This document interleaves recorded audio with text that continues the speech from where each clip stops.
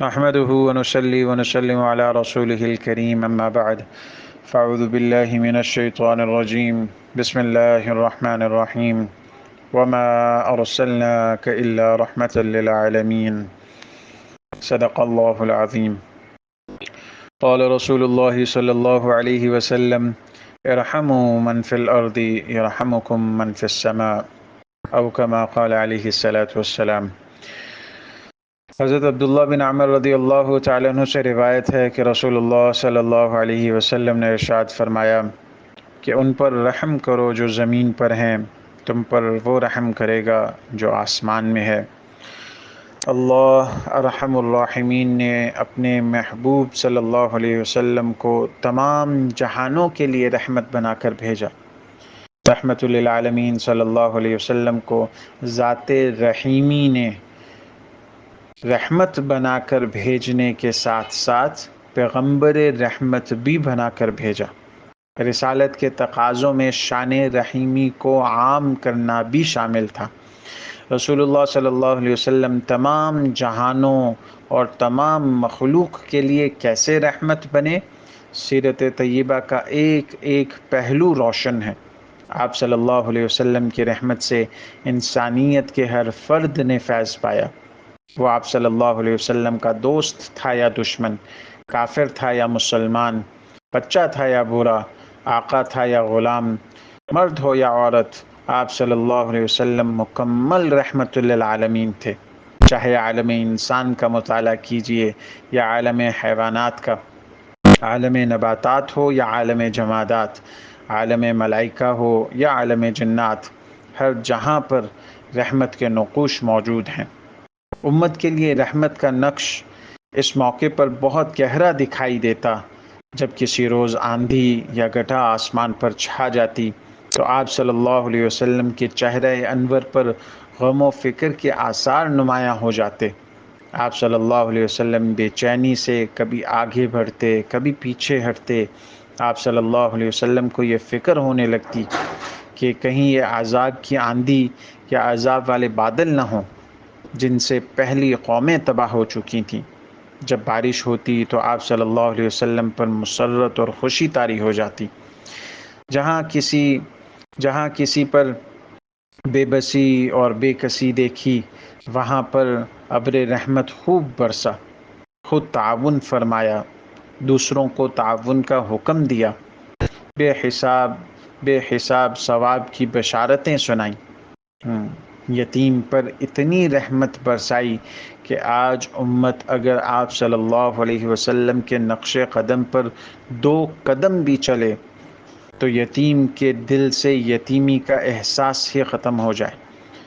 فرمایا جو شخص محض اللہ تعالیٰ کی خوشنودی کے لیے کسی یتیم کے سر پر ہاتھ پھیرتا ہے، اس کے ہر اس بال کے بدلے میں نیکیاں ملتی ہیں جس پر اس کا ہاتھ پڑتا ہے۔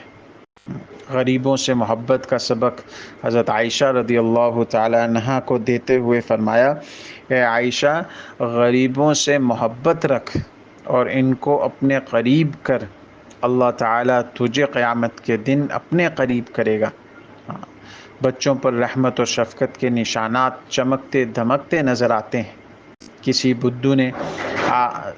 بدھو نے بچوں کو پیار کرتے دیکھ کر حیرانگی کا اظہار کیا اور کہا کہ ہم تو ایسا نہیں کرتے، تو آپ صلی اللہ علیہ وسلم نے ارشاد فرمایا، جب اللہ تمہارے دل سے رحمت نکال دے تو میں کیا کر سکتا ہوں۔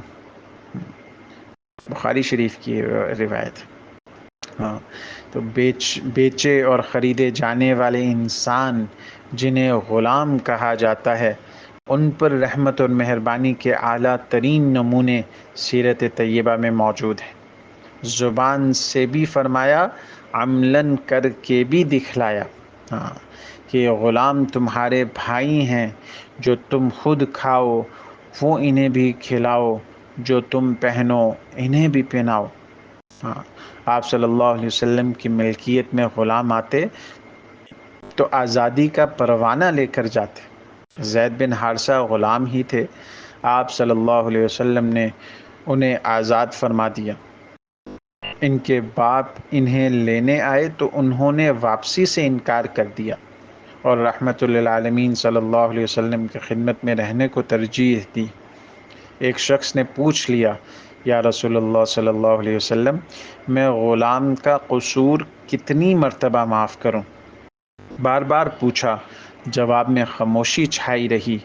تیسری بار سوال کے جواب میں رحمت سے بھرپور جواب ارشاد فرمایا، ہر روز 70 بار معاف کیا کرو، ہر روز 70 بار معاف کیا کرو۔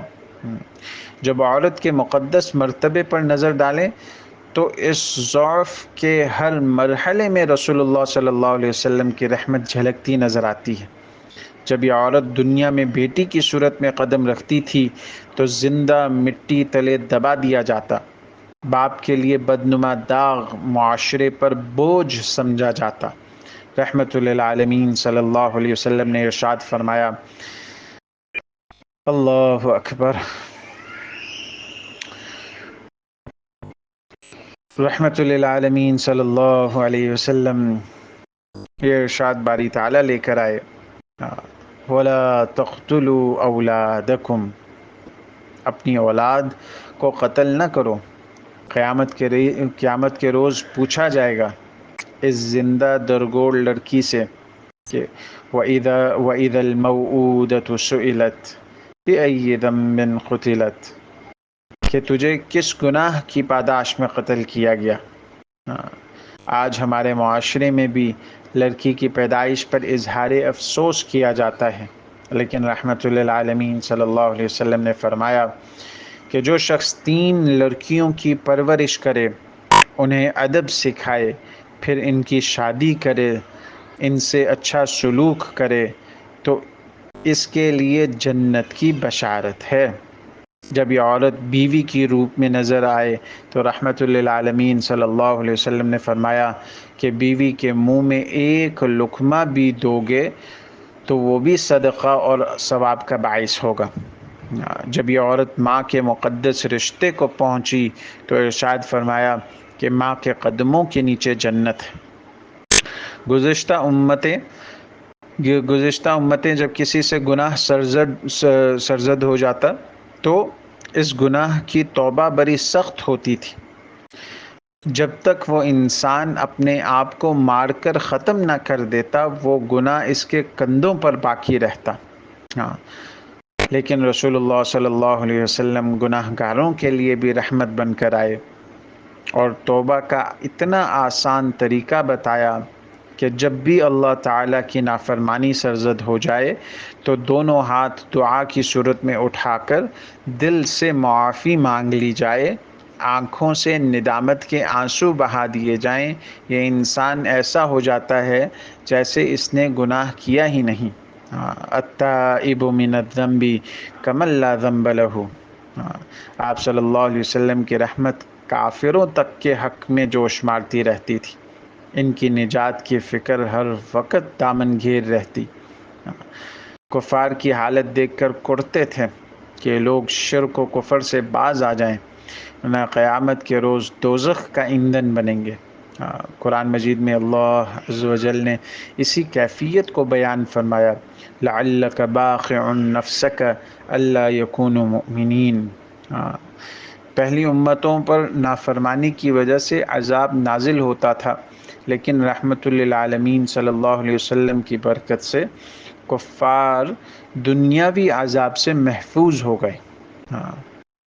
دین اسلام کی مخالفت کرنے پر رسول اللہ صلی اللہ علیہ وسلم نے کفار سے جہاد بھی فرمایا۔ مختلف اقدامات میں مختلف اسباب کی بنا پر کفار کے ساتھ جنگیں بھی ہوئیں، لیکن رسول اللہ صلی اللہ علیہ وسلم نے جنگ کو بھی رحمت بنا دیا۔ یہ جنگ کیسے رحمت بنی؟ اس کے لیے ہمیں قبل اسلام جنگی طریقوں کا اسلامی طریقوں اور اصولوں سے موازنہ کرنا ہوگا۔ اسلام سے پہلے جنگ کی یہ کیفیت ہوتی تھی کہ کوئی قوم بھی کسی قوم پر چڑھائی کرتی تو اس کا آخری فرد، آخری نقطۂ مخالف قوم کا نام و نشان ان کا جو ہے وہ نام و نشان مٹانا ہوتا تھا. ہاں، ان کا آخری مقصد جو ہے وہ دوسری قوم کا نام و نشان مٹانا ہوتا تھا. دشمن کا ہر فرد جو ہے وہ اس کو جو ہے وہ قتل کرنا جو ہے وہ ان کا مقصد ہوتا تھا. ان کی جو فوجوں کی پیش قدمی میں فصلوں کی تباہی، باغات کی بربادی، عمارات کو گرانا، عبادت گاہوں اور مقدس مقامات کی بے حرمتی اور عزت اور آبرو کو پامال کرنا ضروری سمجھا جاتا تھا. بستیوں کی لوٹ مار، آتش زنی، قتل عام ایک معمول بن چکا تھا. اس وقت فوجی نظام اخلاقی حدود اور پابندیوں سے بالکل آزاد تھا. لیکن جب رحمت للعالمین صلی اللہ علیہ وسلم تشریف لائے تو آپ صلی اللہ علیہ وسلم نے جنگ کا ایک نیا تصور پیش فرمایا. ہاں، اور دفع شرعی برائی کو روکنے کو مقصد جنگ بنایا. ہاں، پھر جنگ کا نام جنگ نہ رہا بلکہ جہاد فی سبیل اللہ قرار پایا. ہاں، یعنی اللہ کے راستے میں محنت اور کوشش کرنا. ہاں، فی سبیل اللہ کے لفظ ہی سے واضح ہے کہ یہ جہاد نفس کی خواہش، کسی ملک کی تسخیر یا اقتدار حاصل کرنے کے لیے نہیں بلکہ اللہ تعالیٰ کے احکام کو جاری کرنے اور شر کو دور کرنے کی خاطر ہوگا. ہاں، آپ صلی اللہ علیہ وسلم نے جہاد کے دوران بچوں، بوڑھوں اور عورتوں کے قتل کو منع فرمایا. ہاں، درختوں کو اکھاڑنے، فصلوں کو اجاڑنے اور عمارتوں کو تباہ کرنے سے منع فرمایا. ہاں، اسی تربیت کا یہ نتیجہ نکلا کہ جنگ بھی رحمت بن گئی. ہاں، اس کی ایک بہت واضح دلیل بھی سامنے آئی کہ عہد نبی صلی اللہ علیہ وسلم میں 10 سال کے دوران تقریباً 10 لاکھ مربع میل کا علاقہ فتح ہوا، جس میں تقریباً کئی ملین آبادی تھی. جب یومیہ اوسط نکالی گئی تو معلوم ہوا کہ روزانہ تقریباً 274 مربع میل کی اوسط سے 10 سال تک فتوحات کا سلسلہ ہجرت سے وفات تک جاری رہا. لیکن دشمن کے کل افراد جو قتل ہوئے 10 سال کے عرصے میں جب ان کی اوسط نکالی گئی تو معلوم ہوا کہ دشمن کا ماہانہ 1 آدمی قتل ہوا اور مسلمانوں کا نقصان اس سے بھی کم ہوا. یہ سب رحمت للعالمین صلی اللہ علیہ وسلم کی رحمت ہی کی تو برکات ہیں. جبکہ رسول اللہ صلی اللہ علیہ وسلم تمام جہانوں کے لیے رحمت، تمام جہانوں کے لیے رحمت. عالم حیوانات پر بھی اس رحمت کے نمونے موجود ہیں. آپ اپنے صحابی کے ہاتھ میں پرندے کے بچے چادر میں لپٹے ہوئے دیکھ کر فرمایا کہ جاؤ ان کو ان کی جگہ پر رکھ آؤ. ایک انصاری کے باغ میں گزر ہوا تو آپ صلی اللہ علیہ وسلم کو دیکھ کر اونٹ بلبلایا. آپ صلی اللہ علیہ وسلم نے اس کی گردن پر شفقت سے ہاتھ پھیرا، مالک کو بلایا اور سمجھایا کہ ان بے زبان جانوروں کے بارے میں اللہ تعالیٰ سے ڈرتے رہا کرو. اپنے جانوروں کو آپس میں لڑانے اور ان کا تماشا دیکھنے سے منع فرمایا. جانوروں پر نشانہ بازی سیکھنے سے اور جانوروں کے چہروں پر داغ لگانے سے منع فرمایا. اور یوں عالم حیوانات کے لیے باعث رحمت ہوئے. عالم نباتات اور عالم جمادات کو بھی رحمت للعالمین صلی اللہ علیہ وسلم کے ان انوارات سے حصہ ملا. زمین پیاسی ہوئی، درخت سوکھنے لگے. آپ صلی اللہ علیہ وسلم نے ہاتھ اٹھائے، باران رحمت کا نزول ہوا، مردہ زمین زندہ ہو گئی. ہر قسم کے نباتات لہرانے لگے. عالم جنات اور عالم ملائکہ نے بھی رحمت للعالمین سے فیوز و برکات حاصل کی، جن کا تذکرہ احادیث میں موجود ہے. آج کا انسان بھی اگر رحمت للعالمین صلی اللہ علیہ وسلم کے شیریں چشمے سے سیراب ہونا چاہے تو اسے رسول اللہ صلی اللہ علیہ وسلم کی تعلیمات پر عمل کرنا ہوگا. جب ہی یہ انسان معاشرے کے لیے باعث رحمت ہوگا اور معاشرہ اور پوری کائنات اس انسان کے لیے باعث رحمت بنے گی، اور پھر پوری کائنات کا خالق اور مالک بھی اس بندے پر رحمت اور مہربانی کی بارش برسائے گا۔ اس لیے کہ رسول اللہ صلی اللہ علیہ وسلم نے واضح الفاظ میں ارشاد فرمایا، ارحموا من فی الارض یرحمکم من فی السماء، تم ان لوگوں پر رحم کرو جو زمین میں ہیں، تم پر رحم کرے گا وہ جو آسمان میں ہے۔ وآخر دعوانا ان الحمد للہ رب العالمین۔